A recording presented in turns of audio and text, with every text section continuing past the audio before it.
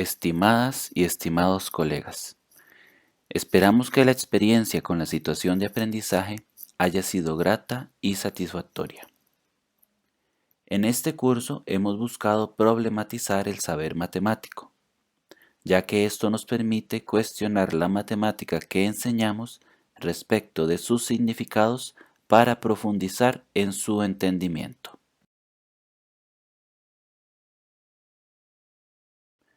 En particular, en este curso especializado, se problematizaron algunas nociones relacionadas con los números enteros irracionales, el número negativo, el número racional y las operaciones de suma, resta, multiplicación y división. Todo esto con la intención de generar nuevos significados alrededor de las mismas. La situación de aprendizaje, desde la teoría socioepistemológica, tiene la intención de resignificar cada una de dichas nociones con base en prácticas, como el comparar, medir, aproximar, describir, predecir, entre otras.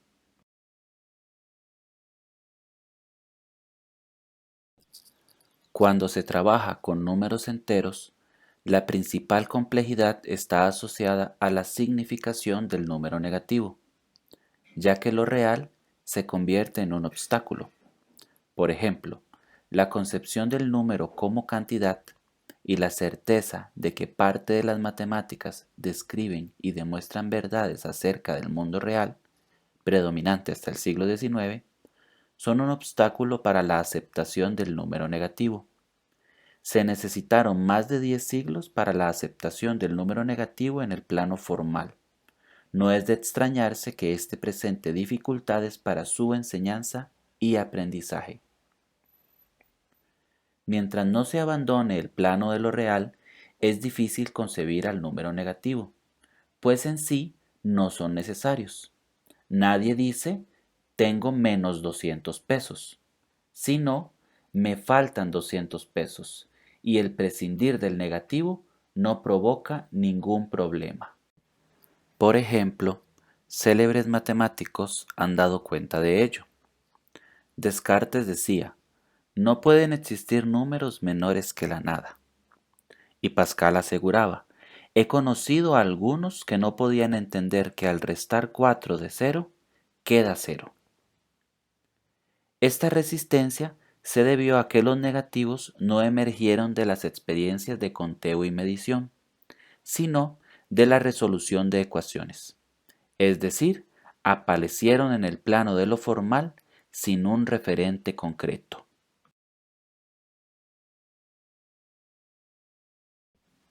Con la geometría analítica y la mecánica, se les pudo encontrar una interpretación concreta a los números negativos. Para la primera, como coordenadas de puntos, y para la segunda, como herramienta para expresar cantidades orientadas en sentido opuesto a una determinada. Podemos rescatar algunos ejemplos al respecto. En un termómetro, las temperaturas 17 grados Celsius y menos 12 grados Celsius quiere decir que se está a 17 grados Celsius arriba del cero y a 12 grados Celsius bajo cero, respectivamente. Considerar la altura o profundidad respecto del nivel del mar. Un helicóptero que viaja a 40 metros sobre el nivel del mar y un submarino que se encuentra a 30 metros bajo el nivel del mar. Se puede notar en estos ejemplos que para poder utilizar esta significación para el número entero, se requiere de una referencia para ubicar el cero y un sentido, positivo o negativo. En los ejemplos presentados, la referencia para ubicar el cero corresponde a la temperatura 0 grados Celsius, punto de fusión del agua, y al nivel del mar, respectivamente, en las cuales se define el sentido positivo para movimientos hacia arriba y el negativo hacia abajo.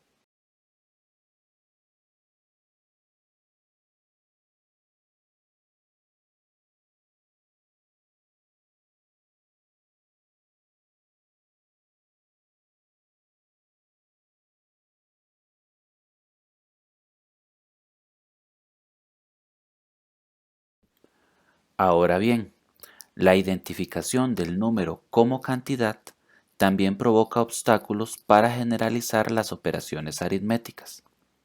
Esto pues, en un principio la suma se considera como la acción de añadir una cantidad a otra, lo cual también se traslada a la multiplicación, y la resta como la acción de quitar o disminuir.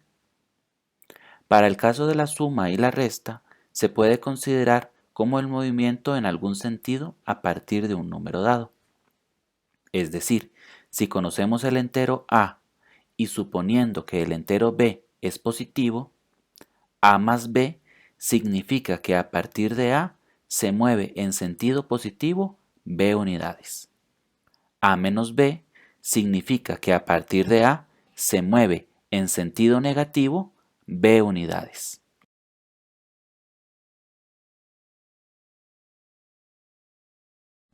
Por ejemplo, considere la siguiente situación.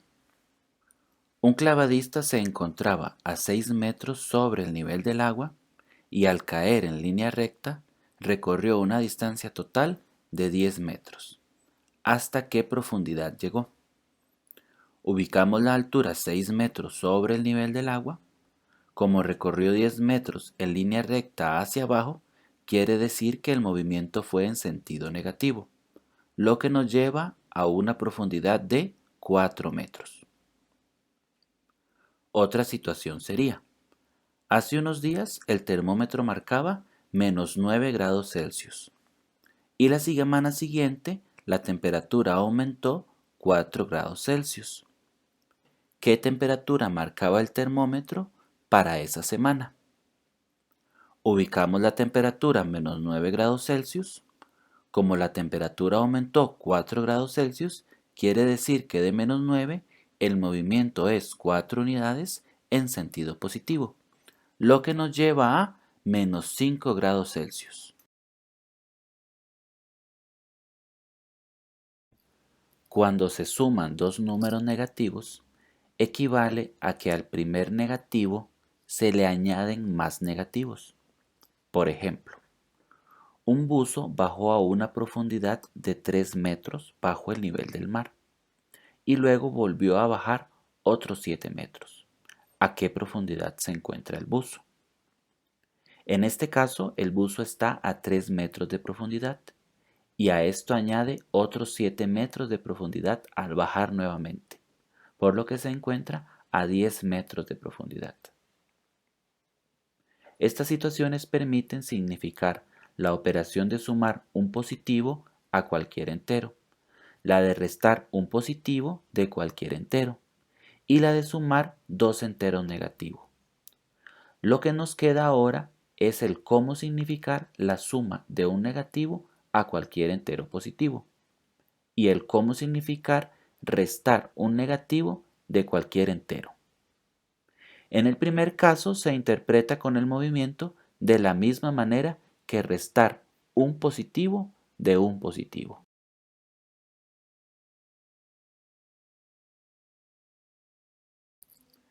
El restar un negativo de cualquier entero es menos intuitivo.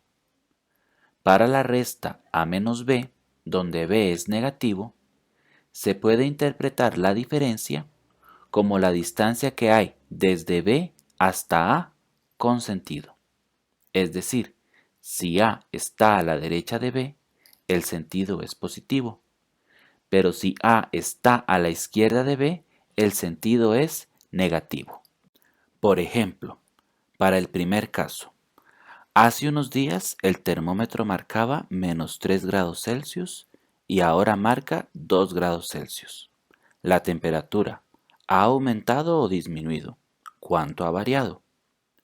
Aquí la temperatura aumenta de menos 3 grados Celsius a 2 grados Celsius, por lo que ha variado 5 grados Celsius. En el segundo caso, hace unos días el termómetro marcaba menos 1 grado Celsius y ahora marca menos 5 grados Celsius. La temperatura ha aumentado o disminuido. ¿Cuánto ha variado? Aquí la temperatura disminuye de menos 1 grados a menos 5 grados Celsius, por lo que ha variado menos 4 grados Celsius. Esto después se puede significar en términos del movimiento. Es decir, en la primera situación se puede preguntar, a partir del 2, ¿hacia dónde se hace el movimiento para llegar a 5? Para la segunda situación se puede preguntar, a partir del menos 5, ¿hacia dónde se realiza el movimiento para llegar al menos 4? Lo que permitirá deducir que si resto un negativo, lo que debo hacer es moverme en sentido positivo. Note que en estos ejercicios no se hizo necesaria la ley de signos, negativo por negativo igual positivo, ya que es la misma situación en términos del movimiento la que permite esta significación.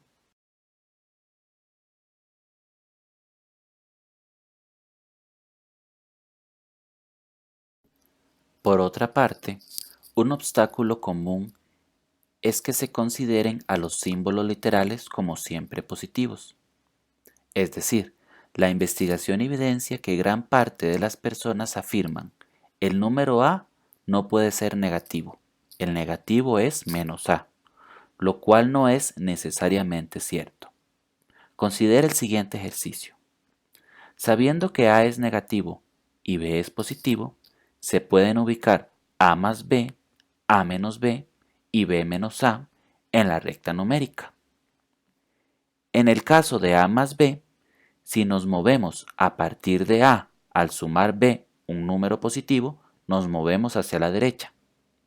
En cambio, si nos movemos a partir de B al sumar A un número negativo, el movimiento sería hacia la izquierda. Esto nos permite asegurar que el resultado de A más B tomará algún valor en medio de A y B. En el caso de A menos B, partiendo de A al restar B un positivo, nos movemos hacia la izquierda, lo que permite asegurar que el resultado de A menos B es un valor menor que A. Para el caso de B menos A, si nos movemos a partir de B, al restar A un negativo, nos movemos hacia la derecha, lo que nos permite asegurar que el resultado de B menos A es mayor que B. Esta última propiedad le sirve a quien aprende como una variable de control, es decir, sería capaz de revisar su resultado de alguna manera distinta al cálculo y sin intervención del docente. Por ejemplo, si al sumar menos 4 más 3 el resultado no está en medio de menos 4 y 3, se percataría de que hizo mal sus cuentas. Lo mismo para la resta, menos 2 menos 9, de antemano puede saber que su respuesta debe ser menor que menos 2, y en el caso de 11 menos menos 5, tendría la certeza de que su respuesta debe ser mayor que 11.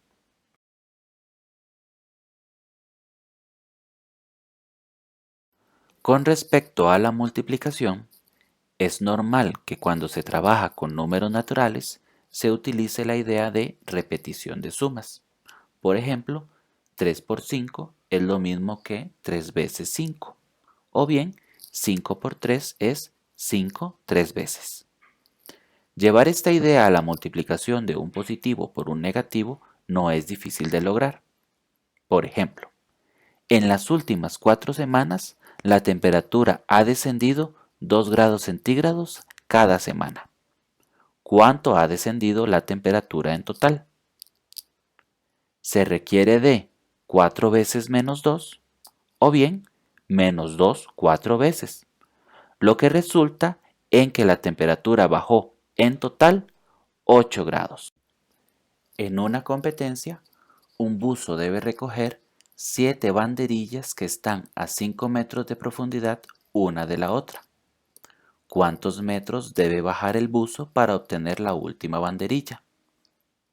Se requiere de 7 veces menos 5 o bien menos 5 7 veces, lo que resulta en que el buzo debe bajar hasta los 35 metros de profundidad.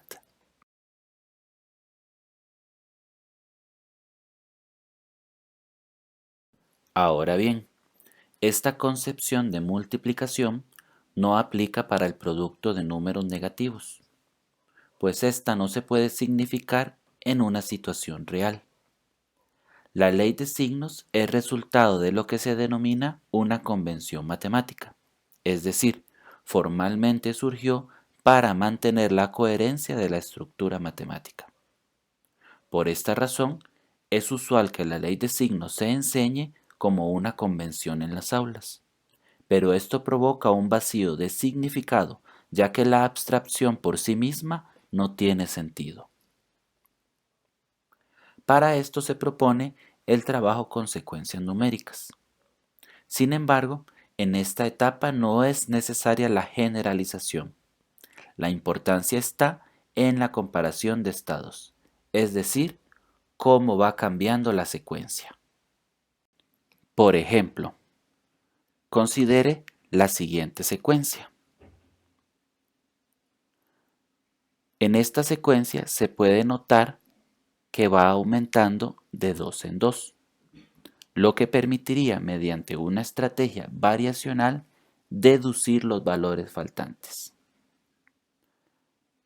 A partir de esta, la ley de signos puede ser construida por quien aprende, sin recurrir a estrategias memorísticas, donde el contexto geométrico favorece el desenvolvimiento de los estudiantes, pues lo desconocido se generó a partir de una idea intuitiva hasta lograr la abstracción.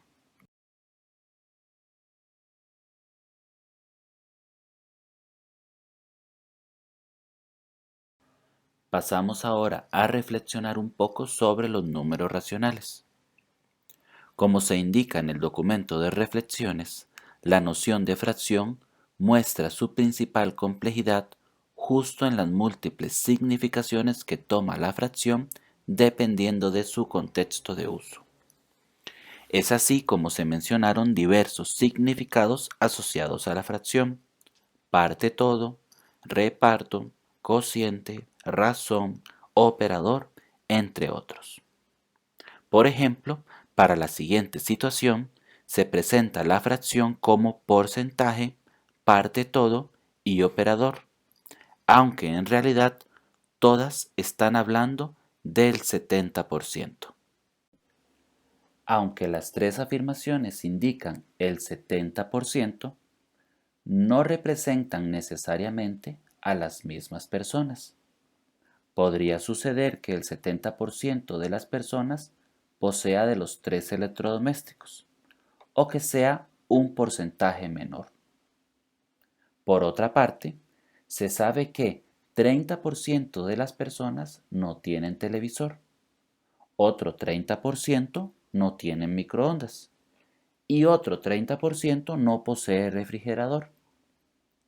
El caso más extremo es que cada uno de estos porcentajes no represente a las mismas personas, lo que indica que un 10% con certeza tiene de los tres tipos de electrodomésticos. Por lo tanto, se sabe que necesariamente un 10% de las personas tiene de los tres electrodomésticos, pero que es posible que ese porcentaje se incremente hasta el 70%.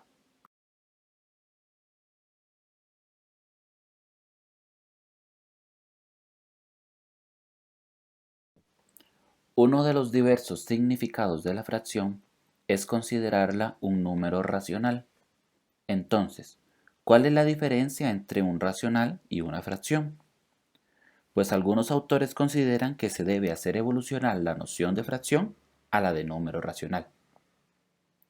En este sentido, cuando hablamos de igualdad de fracciones, se considera la igualdad en todos sus aspectos.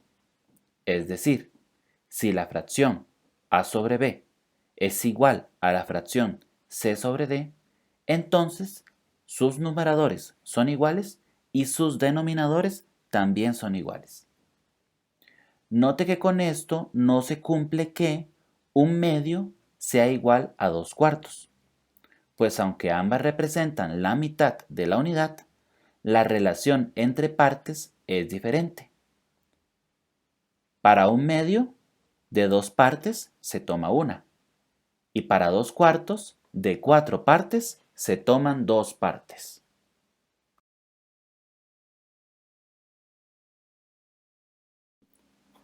Con esta definición de igualdad de fracciones, solo tiene sentido la suma de fracciones homogéneas en forma numérica, pues utilizan la misma partición de la unidad. No así para las fracciones heterogéneas, las cuales tienen sentido solo en su representación gráfica. Por ejemplo, 2 quintos más 1 quinto es igual a 3 quintos. Pero para 3 quintos más 1 medio no se puede asegurar la igualdad numéricamente.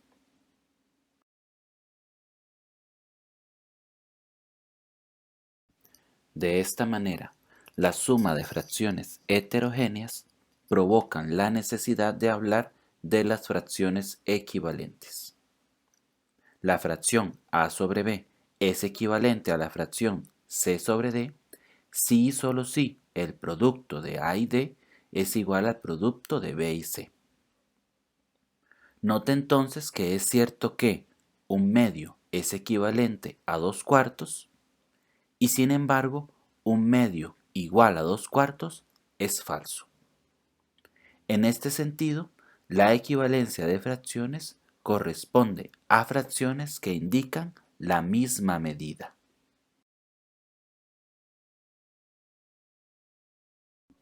De esta manera, se puede observar que el conjunto de fracciones equivalentes a sobre b son de la forma AK sobre BK, con K un número natural.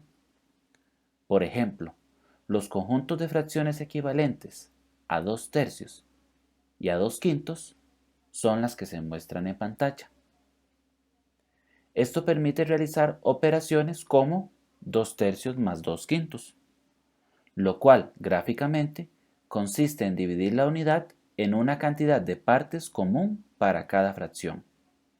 En este caso, como el mínimo común múltiplo de 3 y 5 es 15, se deben buscar fracciones equivalentes que tengan denominador 15. En este sentido, el número racional es el conjunto de fracciones equivalentes y cualquier elemento de ese conjunto es un representante del número racional.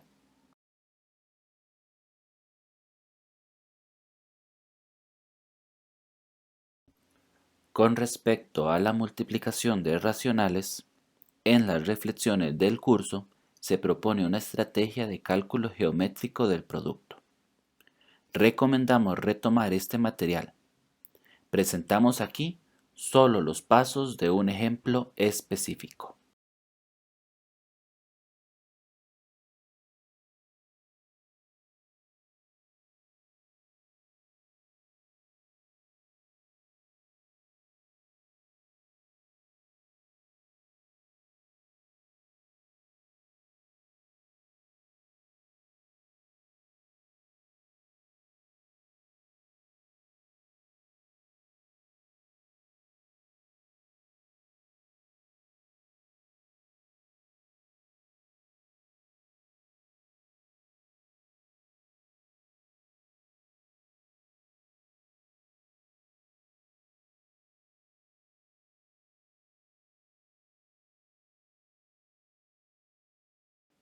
Siguiendo esta idea geométrica, con respecto a la división, recuerde primero la idea de dividir 2 entre 3, que es lo mismo que 2 tercios, lo cual corresponde a la unidad dividida en 3 partes, y de estas se toman 2 partes, es decir, de 3 partes de tamaño 1 tercio se toman 2 partes. Continuando con esta idea, la división se analiza mediante fracciones equivalentes que representen la misma partición, mediante el proceso de homogenización. Por ejemplo, 2 quintos dividido por 1 tercio es igual a 6 quinzavos dividido por 5 quinzavos, lo cual quiere decir que de 5 unidades de tamaño 1 quinzavo se tomarán 6 partes de tamaño 1 quinzavo. Considere entonces la representación gráfica de 5/15, donde cada rectángulo representa un quinzavo. Esta representación anterior se considera la unidad de referencia. De esta se deben tomar 6 partes de tamaño un quinzavo, lo que se representa con. Ahora bien, de esa representación resulta que 2/5 dividido por 1/3 es igual a 6/5. Regresando a las fracciones homogéneas, se puede notar que 2/5 dividido por 1/3 es igual a 6/15 dividido por 5/15, que es igual a 6/5. Por ser las fracciones homogéneas, basta con dividir el numerador del dividendo entre el numerador del divisor.